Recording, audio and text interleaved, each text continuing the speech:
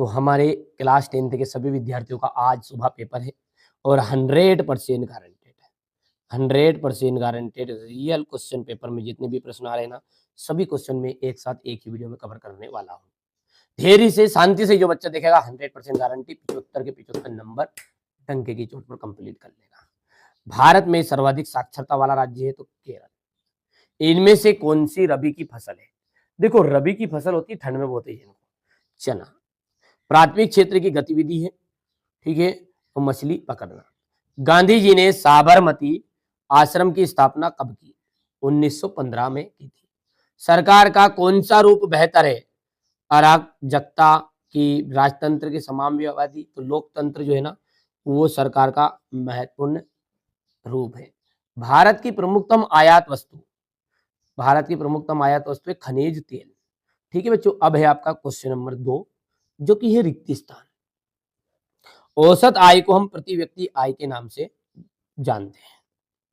कपास, कपास का मतलब ही क्या होता है? नए युग का प्रतीक। ये आपका चैप्टर में बताया है। भारत में सड़क जाल लगभग कितना है? 56 लाख किलोमीटर है। कितना है भारत में सड़क जाल? लगभग 56 लाख किलोमीटर है। देखो बच्चों, भूमिगत जल का उदाहरण है वैसा जल जो वापस दोबारा यूज हो सके, मतलब ऐसी कोई भी चीज जो एक बार उपयोग करने के बाद दोबारा उपयोग कर ले तो उन्हें कहते हैं नवीकरणीय। तो ये जल क्या है? हमारा नवीकरणीय ही है। अनवीकरणीय कौन है? पेट्रोल है। एक बार यूज कर लो तो वापस नहीं आएगा। पानी कैसे आएगा? वाष्प बन के उड़ जाएगा, फिर बारिश में पड़ेगा। बेल्जियम यूरोप का एक छोटा सा देश है और 3/4 धरातल जो है पानी से ढका हुआ है। चाय का आपको मिलान करना है, चाय का मिलान हो जाएगा असम से।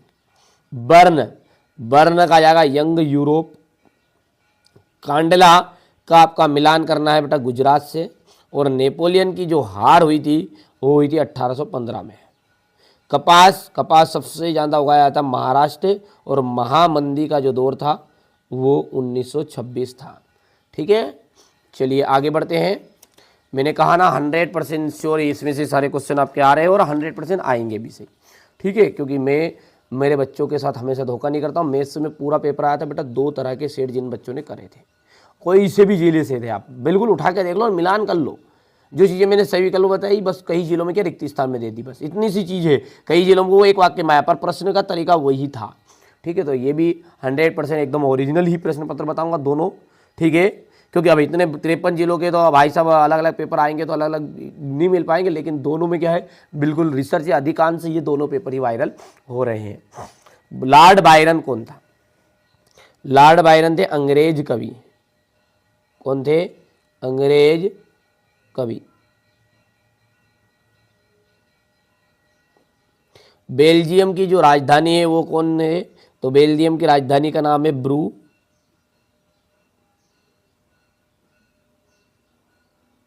ब्रुसेल्स। जीडीपी में सबसे अधिक योगदान किस क्षेत्र का है? जीडीपी में सेवा क्षेत्र, और सेवा क्षेत्र को अपन कहते हैं तृतीय क्षेत्र। ध्यान रखना है, सेवा क्षेत्र भी लिख सकते हैं इसकी जगह पे, तृतीय क्षेत्र। मानस बाग रिजर्व कहाँ स्थित है? तो असम में। मानस बाग रिजर्व कहाँ स्थित है? असम में। और श्रीलंका किस वर्ष स्वतंत्र राष्ट्र बना? 1948 में। और आनंद उपन्यास किसने लिखा था? बंकिम चंद्र चट्टोपाध्याय ने।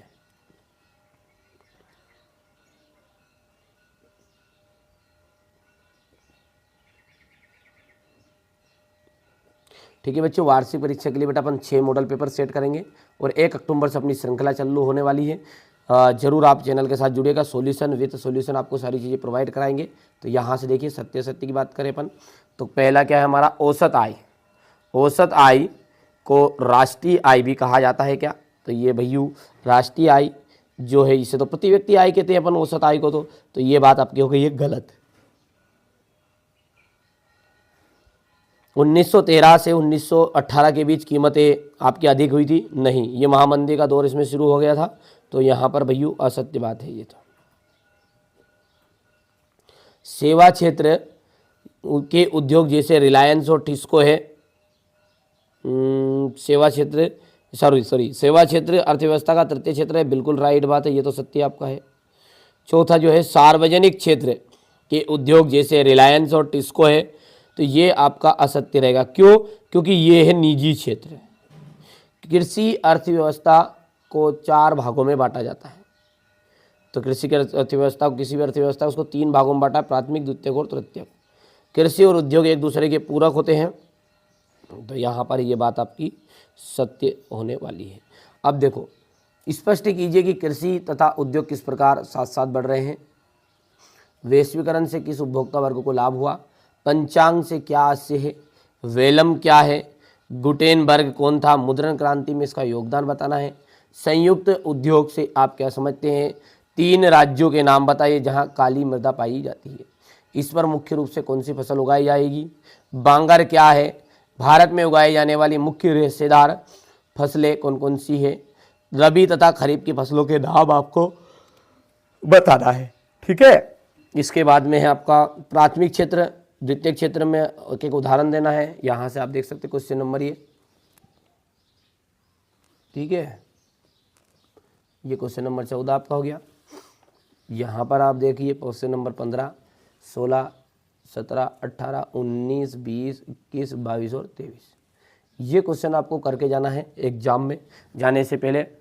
वैसे हर जिलों में अलग अलग तरह के पेपर आ रहे हैं, लेकिन कोशिश है मेरी कि ऐसे प्रश्न बताऊं कि जो आपके एग्जाम में फंसे। मैथ्स का तो पूरे ही फंसा था बेटा, आप जरूर देख लो, मिलान कर लो। अभी भी बोल रहा हूं मैं, अंत में भी मिलान कर लो, दोनों पेपरों का पूरा ही आया था। सोशल साइंस में थोड़े से कम चांस रहते बेटा, क्योंकि इसमें से बुक के अंदर से बनते हैं। तो हाँ, एनुअल एग्जाम के लिए 100% गारंटी लूंगा। 6 मॉडल पेपर है। यदि आप 3 दिन में भी एक मॉडल पेपर करोगे, 4 दिन में भी करोगे, तो 6 चुकू 24, यानी 1 महीना जाता 1 महीने में अपन पूरे मॉडल पेपर कंप्लीट कर लेंगे। तो जरूर चैनल के साथ जुड़ेगा। चैनल पर पहली बार हो तो